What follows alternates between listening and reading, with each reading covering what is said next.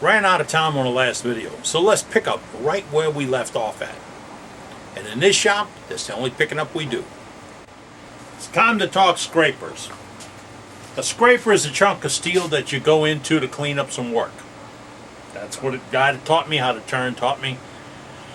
And I've had students that could scrape a bowl to shape. One lady just refused to learn how to use her gouge because we had the scraper. Until I hit them all one night and she had to learn how to use a gouge. The key to a scraper is the cutting, like all other tools. Scrapers are made to cut just with this one top corner. And if you sharpen it right and you grind it right, that one top corner is going to have what's called a piece of wire. When you grind it, your grinding wheel is going to be spinning in that direction. It's going to tear steel off from here, whisk it away, but throw a little bit of a wire corner up there.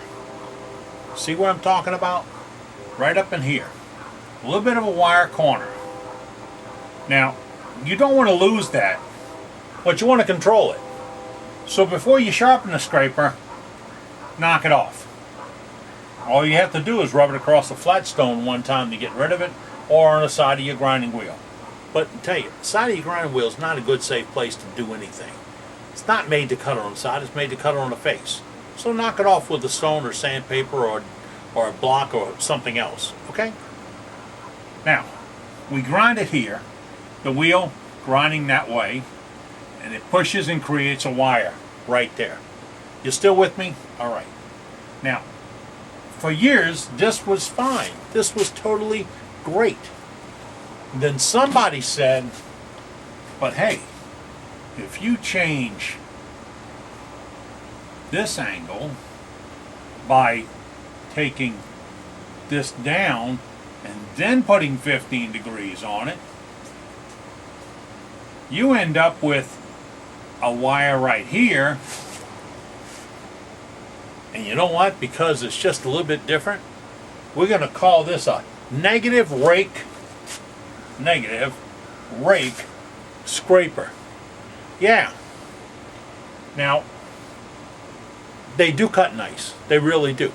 Changing it that silly 5 degrees and rolling it down really did make a little bit of a difference. Now, I've gotten a big argument with guys about this. This is still a bevel, and when you get really good, you can roll that bevel when you're doing pens and clean up a pen and have a beautiful finish from your scraper. Probably a 400 grit finish if you can understand what that means. By rolling that along. Yeah. Instead of using what I call the wild edge. Now, what do they look like? I've got a dozen scrapers. I got a big slicing scraper. See this one? That's for doing the inside of really big bowls. It doesn't see much action because I don't do a lot of really big work. And if I do, I try to make those last cuts a real cut. Then I've got one that it's I think a Delta product. It's still got some label on it, but I reground this and I tapered it. That corner is 90 degrees right here and here. And this is done so when I go down on the inside of a small box, this side cuts and scrapes as well as a tip. So when I'm going down, I'm cleaning up the side. I don't have a lot of steel behind it, and I can put a square bottom in a piece. It's handy. It's one of those things you make out of tools you didn't use before. In fact, this is a Sorby product. I see the name on it now, and it didn't start out as a scraper. Then I've got this, which about 3/4 to an inch wide, and it was negative rake when I bought it. A little negative rake. Now I had a grind back here because it looked so good on either side. I'd be cutting away trying to scrape it. It wouldn't work, so I had to mark the top. It's this fall. But this has got a negative rake on it, 3/4 wide, and I got a little bit of blade down the side. Nice scraper. This is my favorite. Now believe it, of all the tools I have, this is my favorite tool. This is a 1-inch wide Sears Craftsman scraper. And I cleaned up this side and put an edge on it, sharpening it just like I did the rest on the side, on the face of the tool rest. And it's good for going down the inside of jars and boxes, but it leaves a rounded bottom. You need them for a couple of different things. Now they have other scrapers. They have keyways on the side. I've got one back here that's 2 foot long, 3/4 by 3/4 with a keyway cut. I've used it once. I don't know what I did in the former life to cause somebody to give me that. But it showed up here one day in a bucket of tools. And I thank the guy for doing it, but I really think he was just trying to get rid of it. Now, sharpening scrapers is not hard.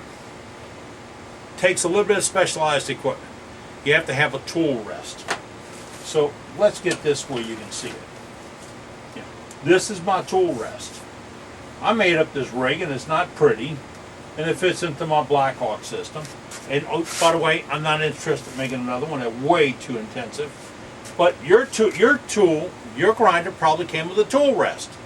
What I'd like you to do is determine where the 15 degrees works out. And that's a critical number. Let's get to where the 15 degrees works out. And then we're going to take, and I got to walk around and do all this because I didn't set up for it. We're going to take a scrap of wood. We're going to put it up next to it. And we're going to mark the face of the wheel. And then we're going to cut that out.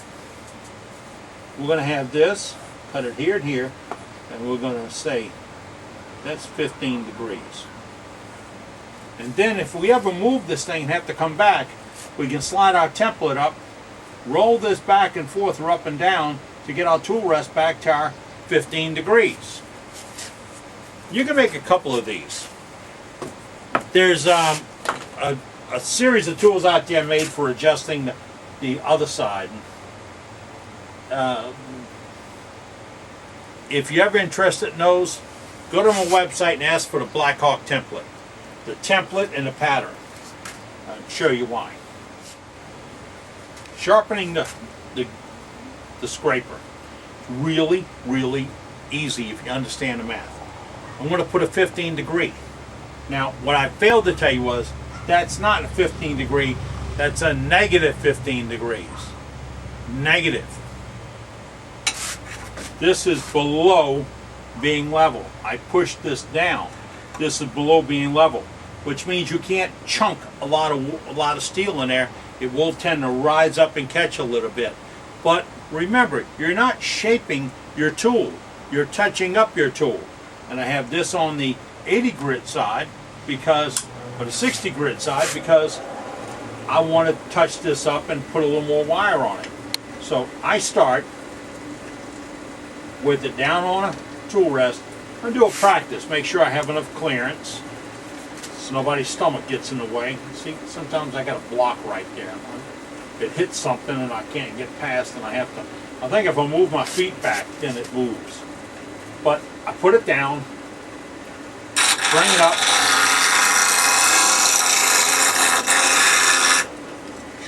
I wasn't as fluid because I was left-handed. Let's go again.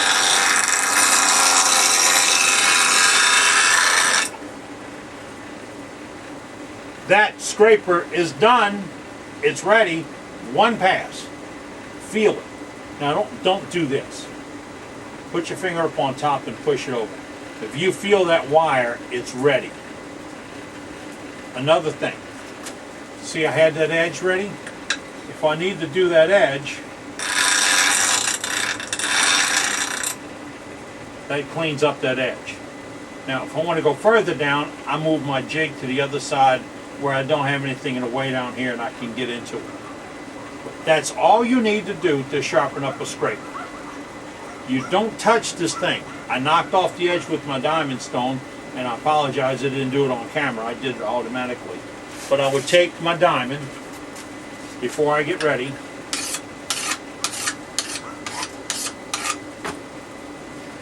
No more, no wire.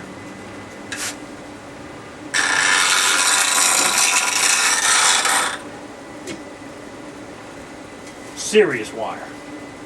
That's ready to cut. That's all it takes. Another tool in my arsenal is a B-Dan. Alright, this is just a big straight chunk of steel. That's what it looks like. And the one I have is about 3/8 of an inch wide.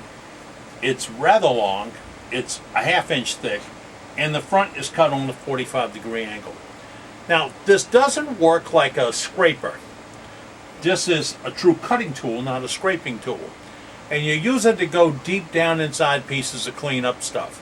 I use it a lot on deep hollowing vessels to instead of taking a slicing cut off the side, I'll take a cut right down the side wall to straighten things up. Big, deep, long vessels I pierce and decorate, I want to have the inside wall real straight, and it cleans it up. Might not be why it was made, but I've used it for that and making cowboy hats for years. I love it. Again, it's a 45-degree corner at the end. It is one of the easiest to grind and shape up, because all you need to do, and we'll put it back down here again, I'll show you without sharpening it. You just introduce yourself to the bevel, pull down to see sparks and go back up. Pull down, go back up. Pull down, go back up. 2 times is it. Real sharp. You get a little bit of wire across the top, but that's all you need. And this is a heavy-duty tool for some heavy-duty cutting. So that's the way I like to use it. Now, everybody in the shop's got one of these. And they're just like elbows. Everybody's got at least 2, and they're no two alike. You guessing what they are? No, you didn't. Now, if you guess parting tools, you hit it right on the head. When you buy a kit of tools, you normally get a parting tool.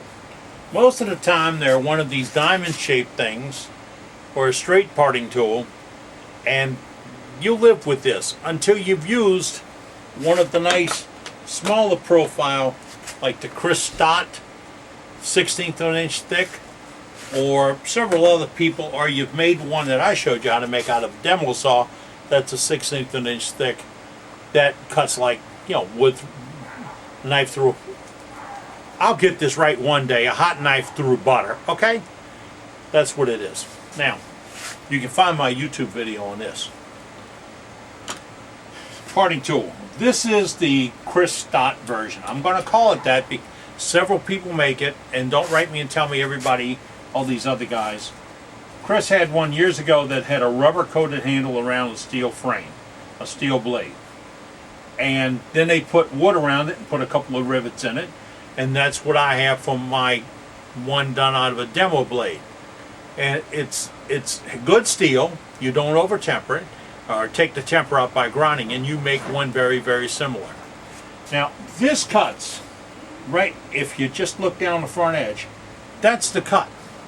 It's as thick as a steel, and it cuts the entire width.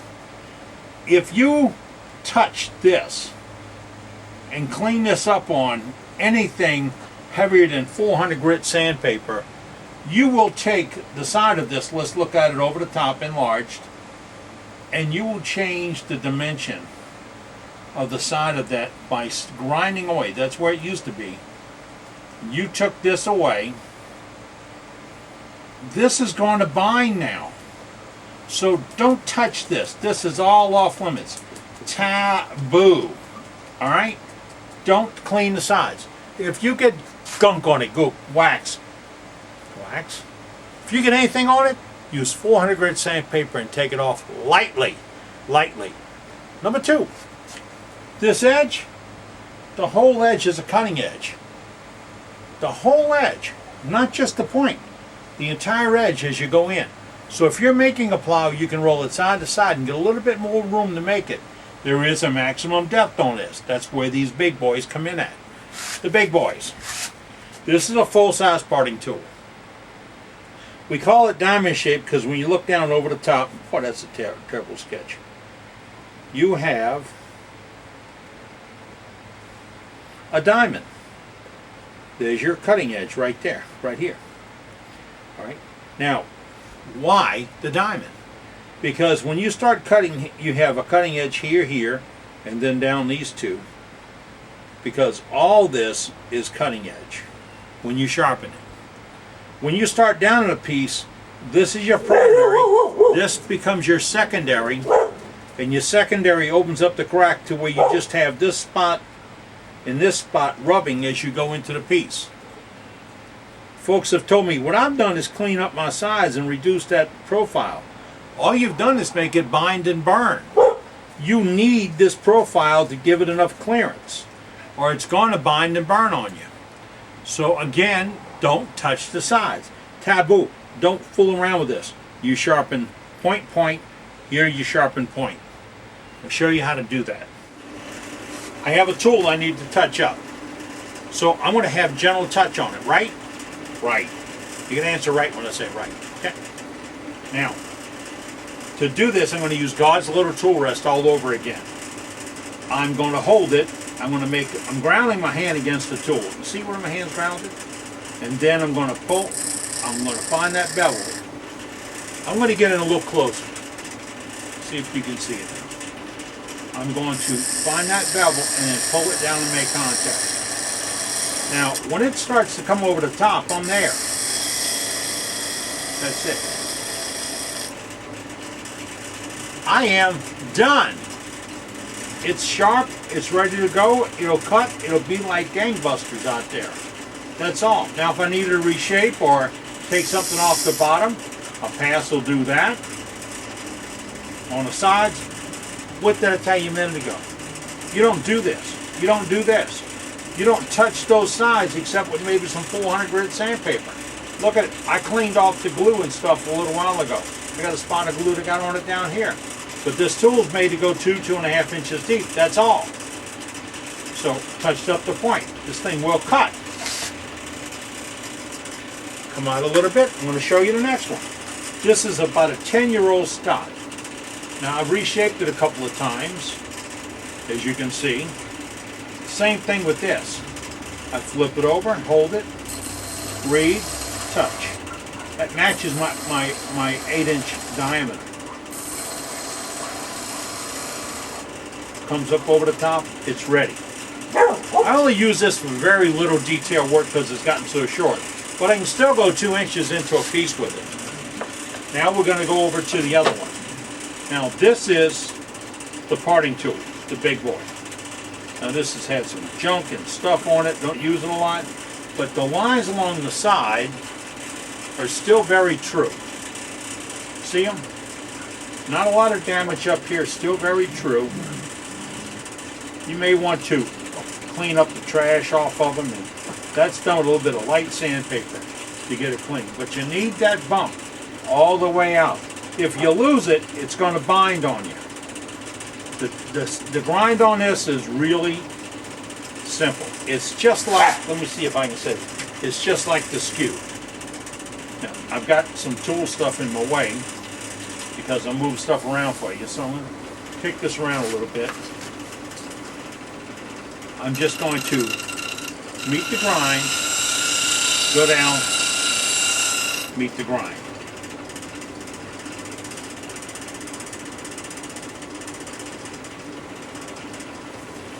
Pull this out so you can see it again. I'm going to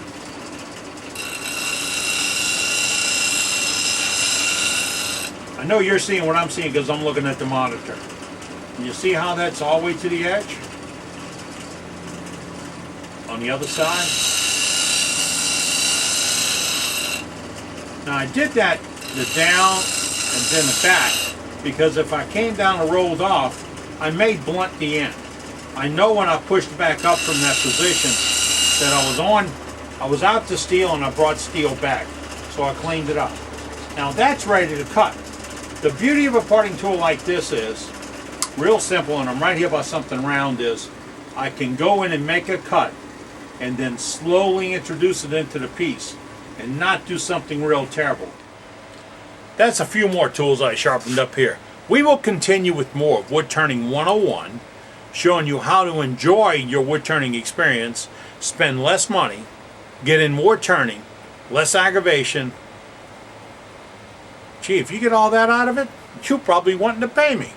Because I'm Captain Eddie Castle and I love making shavings. Hope to see you back again real soon.